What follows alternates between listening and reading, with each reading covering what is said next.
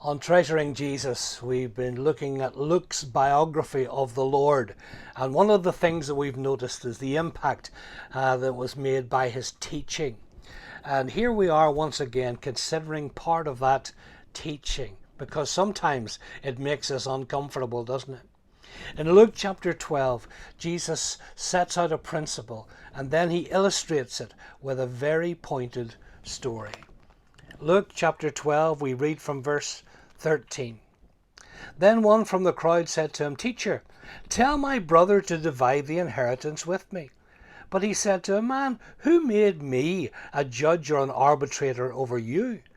He said to them, "Take heed and beware of covetousness, for one's life does not consist in the abundance of the things he possesses." Then he spoke a parable to them, saying, "The ground of a certain rich man yielded plentifully. And he thought within himself, saying, What shall I do, since I have no room to store my crops? So he said, I will do this. I'll pull down my barns and build greater, and there I will store all my crops and my goods. And I will say to my soul, Soul, you have many goods laid up for many years. Take your ease, eat, drink, and be merry." But God said to him, "You fool! This night your soul will be required of you. Then whose will those things be which you have provided? So is he who lays up treasure for himself and is not rich toward God." Two brothers are in dispute over a will. It's the kind of argument that has the potential to tear a family apart. Like when someone comes to the minister and says, "Aunt Elsie has left all of her money to the wrong person. We really need you to come and sort it out." Dick Lucas suggests this response: "Who made me a judge and divider over you?" Is that a very popular phone call back? But it's the right one. There are times whenever ministers may be approached with matters that are none of our business. Our own involvement may well be with the best of intentions, but the chances are it will alienate members of the family and almost certainly distract from the priority of a servant of God communicating the message of Jesus. It is worth underlining verse 15. "Take heed and beware of covetousness, for one's life does not consist in the abundance of the things he possesses." Don't become obsessed with the question of money, says Jesus. And don't avoid the question of eternity.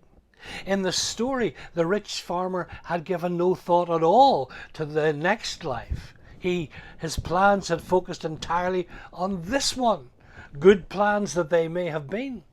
But he had forgotten the fact that one day this life would end.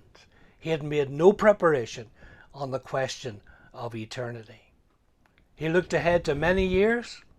God said, "This night." You see, there are things we need to decide which are important. There are other things which are more important. But there is surely one thing which is most important of all, crucial, and that is to be rich toward God, looking to Christ alone as our Saviour, and then being able to present a life of service to him so that he will one day say, "Well done, good and faithful servant." Physical possessions may make this life more comfortable, but as we approach eternity, we need to be sure that we've trusted in Christ as our Saviour, and from that point, be sure that we treasure him.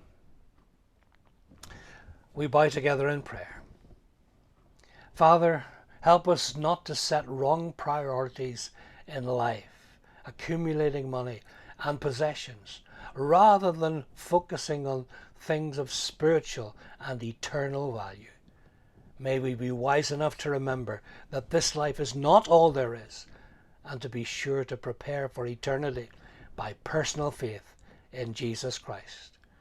And we bring our prayer in his worthy name. Amen.